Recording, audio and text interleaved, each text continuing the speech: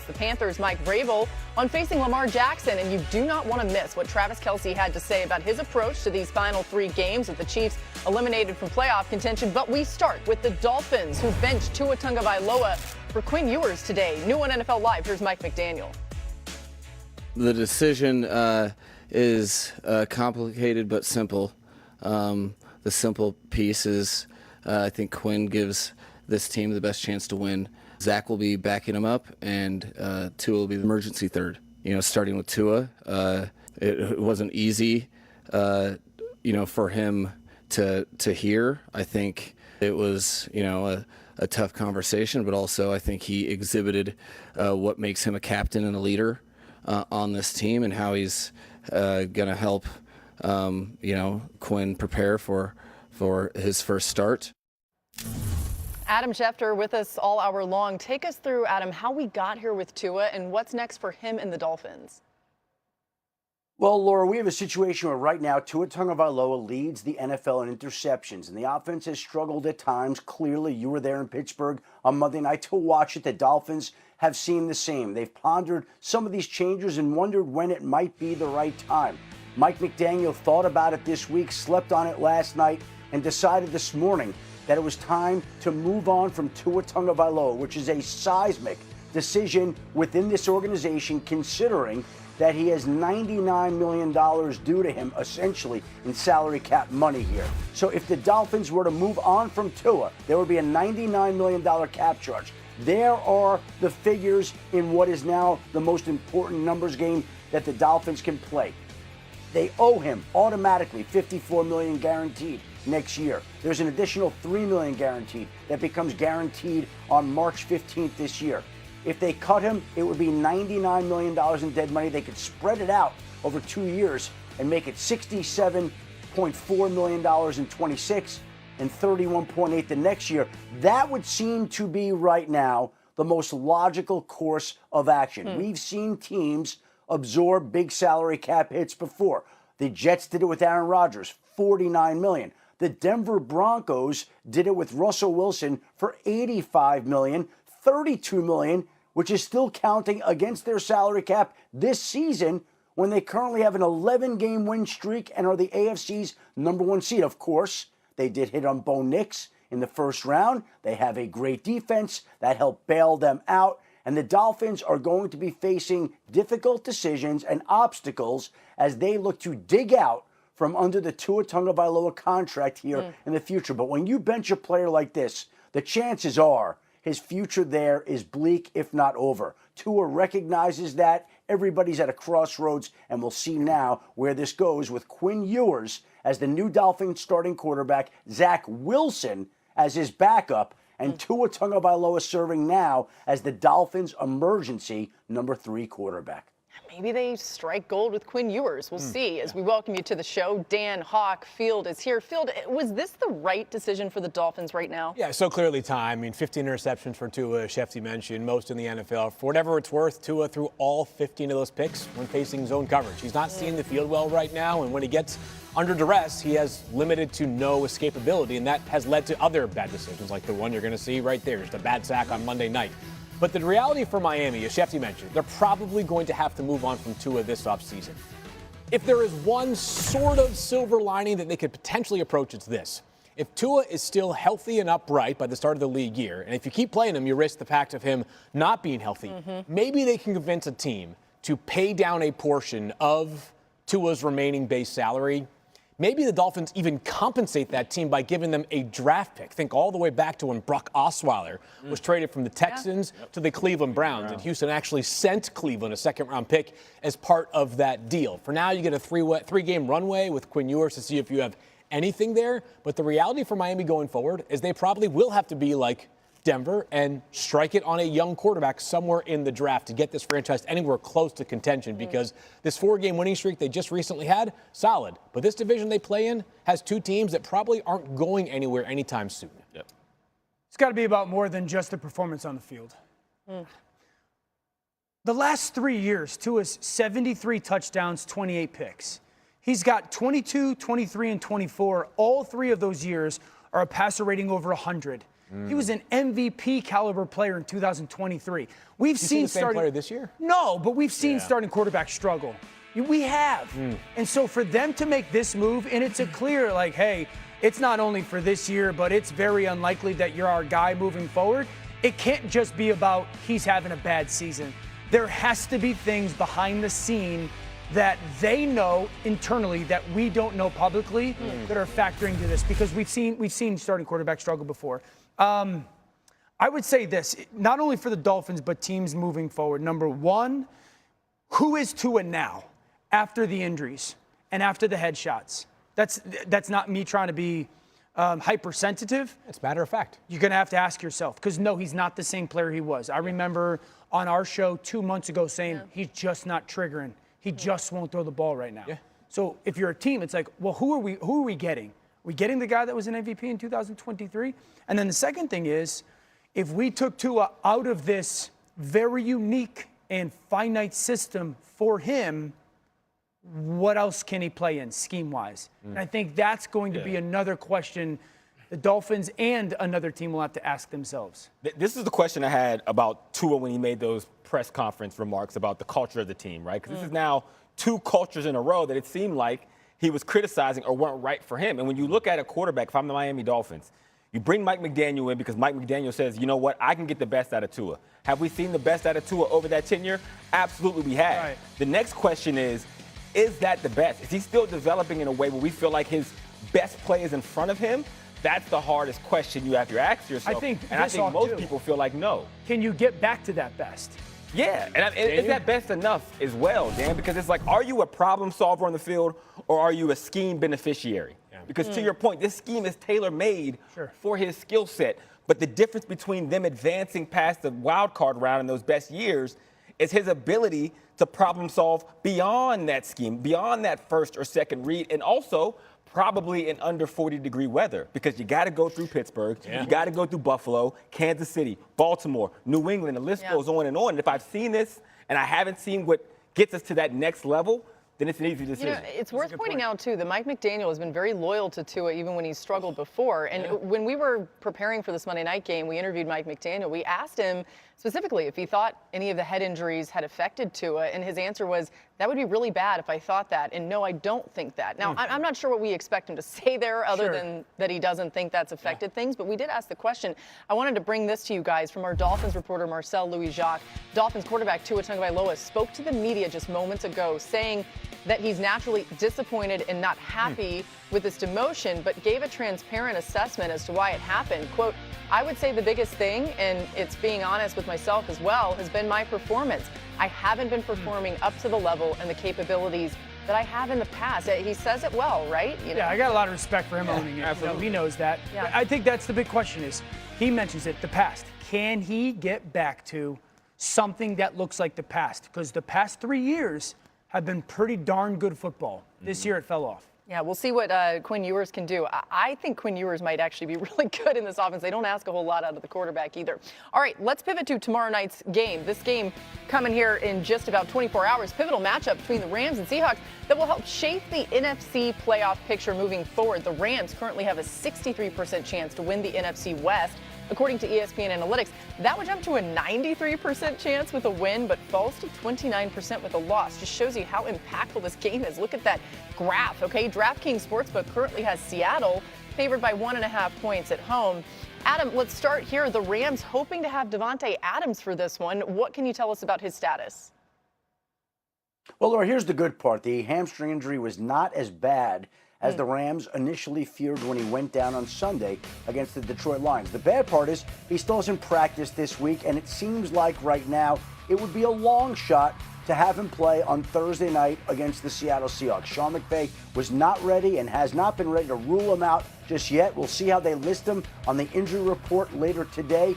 I would guess that he may be questionable to doubtful. We'll see how the Rams decide to list him. Still think it's a long shot, but again, they're not ready to give up on him in a game of this magnitude just yet. Yeah, I think the magnitude of the game factors in a lot here with the decision, but they also need to keep him healthy for the stretch run. How important is Davante for this Rams offense against Seattle specifically? Very, very important, specifically in the red zone. Matt Stafford leads the league in touchdown passes. Devontae Adams leads the league in receiving touchdown catches. 9 of those in the 5-yard plus range, because what happens is defenses commit to the box, 10. Then it becomes one-on-one with Devontae, and he's so good off the line that it's essentially Devontae left, Devontae right, and it makes it a very clear picture, easy decision-making, and a large space for Matt Stafford to place that ball. If they don't have him, they're going to have to rely on their scheme, which is just a little harder, not impossible, but Devontae Adams is obviously a big benefactor into what they've done so far. Yeah, we'll keep an eye on that one for sure as soon as we know more information in the lead up. We're just getting started here on NFL Live. A lot to get to today. News flying. It comes down to the offense. You're up 2 scores, you have the chance to put the game away, and you don't. And the easy thing to do is point at the defense because of the situation. It's the last thing you see in the game. But if you look at the whole game, you look at the way it played, blame me. Don't blame Todd. Yeah, they got the message. It's football, guys. I don't know. There have probably been a billion stories written when coaches have lost. They got pissed off and said something to their guys. It's not an issue. We're fine. Okay, Bowles was referencing his ripping into the team immediately after the loss last week. Remember, he also went on that other rant. It was incredible. They would be wise to turn things around quick, though. With a win, the Bucs would have a 93% chance to win the NFC South, according to ESPN Analytics. Losing to the Panthers on Sunday would pull their chances down just about 50-50. Keep in mind that both of these teams can only make the playoffs by winning the division. Dan, how does this Panthers defense match up with the Bucs offense? Yeah, they've struggled when they've decided to blitz recently. I think 2 things in this game are huge from a Tampa perspective. 1, Baker's legs. 2, Carolina's droppers, meaning the people that are going from the line of scrimmage back into coverage when they blitz have really struggled recently, getting lost, losing vision, and so often it's really kind of in between that hash area. We're going to get a cross dog by the inside linebackers, backside defensive end drops. He gets completely lost, getting sold on what would be a crosser and or slant route. There's a replace in a complete vacancy. If you're Tampa, invite the pressure. I dare you. I challenge you to pressure me. That nickel is going to fire in the yellow. The white is going to be that dropping backer. But completely vacated is that backside kind of hook, soft spot area right at that hash. Too consistently, those droppers, when they pressured, just lost landmark. If I'm Baker Mayfield, my legs, like I said, but also when I see blitz, I'm thinking kind of in between those numbers, hash area, and trying to gut them into the intermediate pass game. Another really important game on Sunday, the Packers facing the Bears. A lot of injuries to watch in this one, which is on Saturday, so a shorter week. And let's get Adam back in here. Adam, what's the latest on Christian Watson? Well, how about this, Laura? They take him to the hospital after he suffers a chest injury on Sunday against the Broncos. They discharge him from the hospital in time to fly home with the team. And after being in the hospital on Sunday night, he was back at practice today, albeit in a limited fashion. And he thinks he should be good to go Saturday night against the Bears. Here's the rest of the did not practice list. A lot of notable names in question for Saturday night. Josh Jacobs, Evan Williams, Zach Tom, Roma Dunze, Luther Burden. No practice today for any of them, but it certainly sounds like in a short week that the teams are saving some of these players and then hoping to get some of them back for a big showdown Saturday night in Chicago. Yeah, it makes sense. The ESPN Analytics looks at this game as the one that has the most leverage for any division race this week. The winner would have their chance to win the NFC North climb up over 75%, while the losers' odds drop below 15%, and they'd fall to the NFC 7 seed entering the next week. That's just how impactful it is. Field, what are you expecting from the Packers defense without Micah Parsons? If your name isn't Micah Parsons, you get paid to rush the passer. You better be better at your job this weekend, Laura. Look over the past 6 games. Micah Parsons has been unbelievable, worth every dollar he has made from Green Bay this year.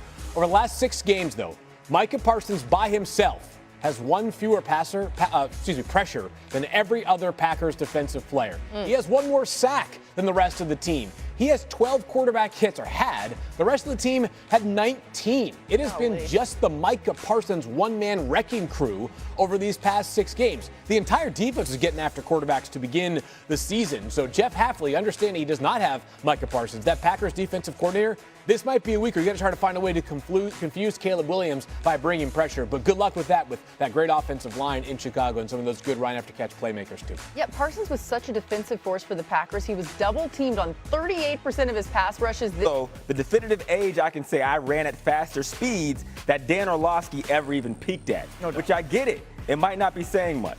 Lastly, I want to say it's the Los Angeles Rams' favorite personnel grouping. And a personnel grouping, they run at a higher rate than anybody else in the league.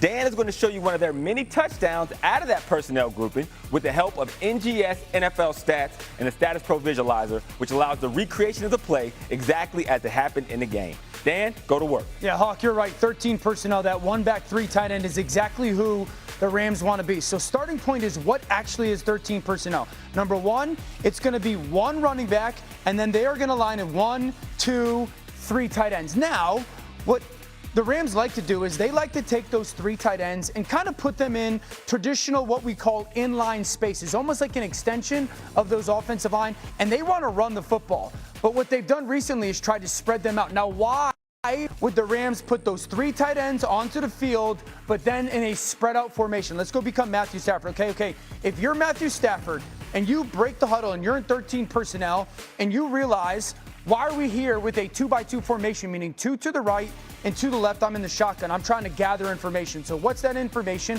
I want to know how many defensive backs you have on the field. So let's start here. Defensive back 1 to the left, Rock Ya-Sin. Okay, there's a safety in the middle of the field. That's 2. Amik Robertson, then nickel is 3. And then this is Daniel Thomas. So that's 4 defensive backs on the field. That means that the defense has 1, 2, 3, 4, 5 defensive linemen. Because I lined up in those 3 tight ends, they've committed to thinking I want to run the football like I have in the past, and they want to stop that. So we spread them out. Now we want to throw the football. So what's the advantageous part of that for the Rams? Number one, I'm trying to find a matchup. What's going to be my favorite matchup? But we always have to start with protection. Understanding 5 defensive linemen. I'm Stafford. I got, my center, my left guard, and my left tackle. I need you guys to protect number 1, number 2, and number 3. Great. We're good to the left when it comes to pressure. Right guard, right tackle. I need you guys to have number 1 and number 2 front side. Now I'm good with protection. The only problem that I could have with pressure is this linebacker. If this linebacker blitzes, because he should have that back in man. If this guy blitzes, great. I'm going to throw the ball to Kyron Williams in the flat. We're going to be in a good situation. Now, if you're Stafford, I talked about protection. We're good with that. Now I'm searching a matchup. What's going to be the best matchup for me as I get to the line of scrimmage? I want to start Puka Nacua, right? He's one of the best receivers in football. But Robertson, that's a good nickel. And so I like that matchup. I don't necessarily love that matchup. Also, this safety in the middle of the field, he could always come down and almost double team Puka. Well, then I'm going to look out to my left. I like this tight end, but that's Rock Ya-Sin. That's a corner. So I don't love that matchup. That's an advantage for the defense. I got a good tight end here, but this is Jack Campbell. And if my tight end here is only running a 5-yard out route, is that the best matchup for me on this play? No. Okay, what's going to be the best matchup? I don't like Puka Nacua, but I got Kobe Parkinson out here, and that's Daniel Thomas. That's a young safety. So if you're Kobe Parkinson, could I give you a go route down in the red zone, and could you beat him at the line of scrimmage? That's exactly what Matthew Stafford is looking for. He's looking for the best matchup, not just the good one. It's clearly the go route on the young safety. Now, if you're Stafford, what you have to pay attention to is this safety. This safety is really your only problem when it comes to that throw. I would fully expect that safety to lean to this side of the formation because I have Puka Nacua here. The only way that I'm not throwing that ball to Parkinson is this safety at the snap goes fully over the top. He can't nor shouldn't do that. So if you're Stafford, the big thing is have vision on that safety. Ball gets snapped. He hangs. That means I love this throw. Now, what kind of throw? We've talked about that this year. Once this defender stays on that back hip, that ball I fully expect to get put up in the air with air behind it to lead Parkinson. If he's over the top, I've talked about that's the back shoulder opportunity. He's back hip. Stafford has to see that defender Thomas playing back hip and put that ball with air over the top. Now, here's the last part of why this matters, okay? And playing on time's a big deal. You're going to see this defensive lineman. These guys are all 5 one-on-one blocks, okay? That defensive lineman is going to inside stunt. We're going to get a wrap stunt by this defensive tackle. And I don't want you to pay attention to the route. Just feel this pressure if you're Matthew Stafford right now and that internal twist game. That ball's got to be out right now because these two guys are splitting my offensive lineman. I'm taxed as a group offensive line-wise, and Parkinson's just winning. That's the big challenge for the quarterback here is with time. Let's be Matthew Stafford. See how fast you have to play. I know I'm throwing that ball out there. Just feel how fast you have to play when it comes to understanding the recognition, balls to come out right now, and I have to make the proper throw over the top for a touchdown. This is a weapon for this offense. They love to run it out of that grouping, but the more that they can create those matchups in the pass game for those guys, protect enough, and Stafford could get it out, he's going to throw the perfect pass. The Los Angeles Rams have scored 24 touchdowns out of 13 personnel. No other NFL team has more than 8. Matt Stafford, 37 touchdown passes this season, 5 interceptions. Dan, can you guess how many interceptions you threw in your career? 13. Oh, my voice dialed in, man. I love it. Just fascinating stuff. Sorry, Dan, you had to catch a little stray there. All right, new on NFL Live. Here's Joe Burrow today. Is there any world in your mind where you're not the quarterback of the Bengals next year? I can't see that, no. Have you ever thought about the possibility of not being the quarterback here during your career, or? You think about a lot of things. Oh, okay, that's interesting. Adam, first of all, credit to Joe Burrow for answering these questions, but what do you make of hearing that from Joe Burrow, Adam? We love the honesty. We appreciate the honesty. And last week we heard Joe Burrow talking about his fun or the lack of fun he was having in the game. And a lot of people wondered whether it was Andrew Luckish.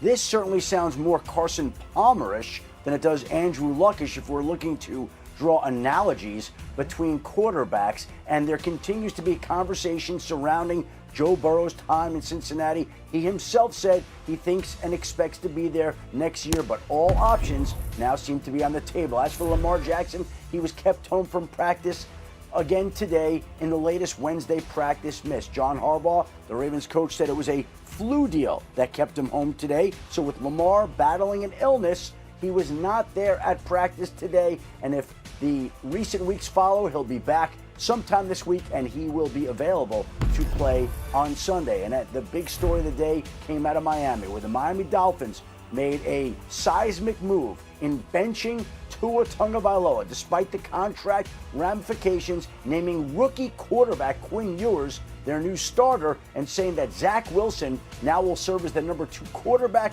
with Tua being the emergency third quarterback. This raises a whole host of questions surrounding Tua's future. He becomes the latest quarterback now to be facing an offseason in which his future is yet to be determined, joining quarterbacks like Kyler Murray. But there'll be plenty of storylines ahead with both Tua, with Kyler Murray, with all these quarterbacks in question. But it certainly seems like his time in Miami is coming to an end. Yeah, interesting. It was fascinating what you illustrated off the top of the show about how they can break up some of that money that's owed to Tua. Here, new on NFL Live, Mike Vrabel talking about facing Lamar Jackson. This is about, Lamar and the Ravens and what he can do and his ability to stay patient and calm and then deliver the football or burst. He rarely feels like anybody's going to be able to tackle him until he's ready to go down or to get out of bounds or to throw. That'll be a huge challenge, one that we'll have to be ready for in multiple ways. Okay, we did just hear the reporting field that Lamar Jackson's dealing with an illness, but he's missed a lot of these Wednesdays practice, as Adam said, and still been able to play.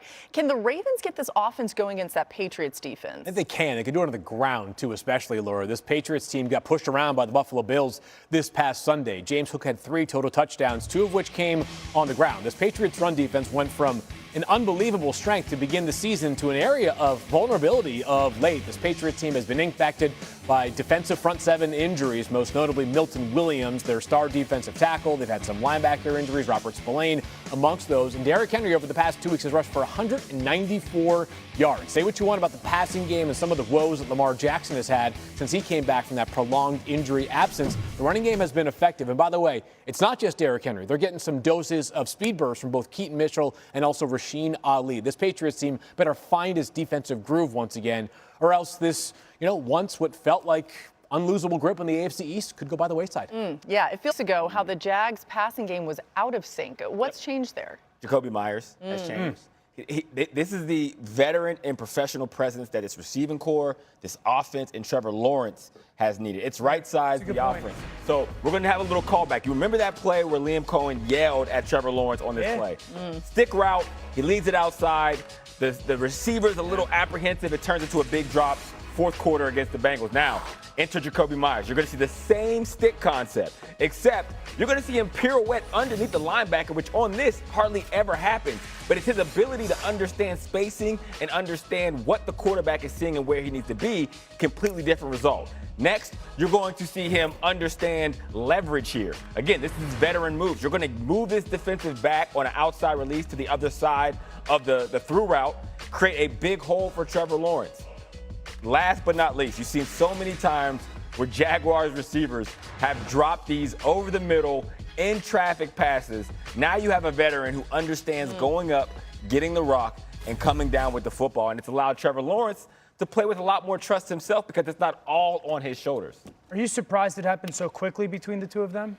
I don't think so. Because, again, like when you go get Jacoby Myers, that's what you're looking for. You're not looking for, okay, well, you're going to be the number one guy. You're going to have 150 yards. This receiving core needed exactly that. It needed a veteran presence who understood the game of football in a way that they've been there many years, and it's been the ignition for this whole offense. It's so impressive to me, though, because off the Hawks tape, which I loved, a lot of it is the receiver, as a quarterback, I'm watching you, and you're telling me what you're going to do off your body language. Yes. There's a little bit of guesswork in that, right? Like, hey, when I'm going pirouetting underneath, I'm telling you I'm going to turn inside. But as a quarterback, I'm like, I got to trust that you're actually going to do that. Or on that widen, I know you're widening to get back inside, but God, I got to believe you're going to get there. I think so many people always feel like the quarterback is the one who teaches the receivers about the concept. And there are moments, like take Josh Allen and Stephon Diggs very similarly. Like you can do what's on the play sheet, you can do what the lines say,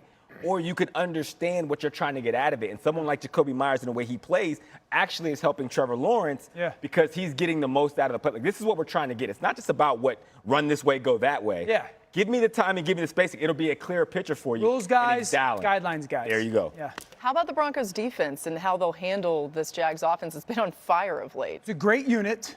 I think that there's stuff on tape that you can go after. There are still too many blown coverages by this defense. If I was Jacksonville, I would motion to stack and bunch a ton. This is one clip. It happened 3 times in this game where they motioned to bunch. He's wide open. They have completely blown this coverage. They're lucky that the pass rush gets there. Look for Jacksonville to do that. The second thing is, you guys know me. I talk all the time. When you play this defense, your backs and tight ends have to be pass catchers. This is